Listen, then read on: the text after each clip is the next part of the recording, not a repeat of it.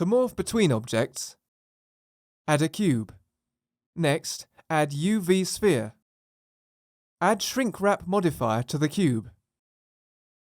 Use the eyedrop tool and select sphere. Select the cube, go to edit mode. Click on cage to see what you're doing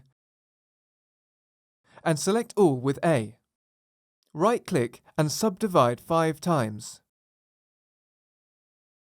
You can toggle X-ray mode for better visibility.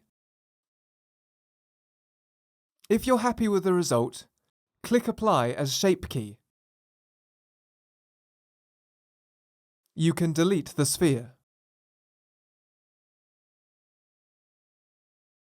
Go to Object Data, where you will find Shrink Wrap as a Shape key.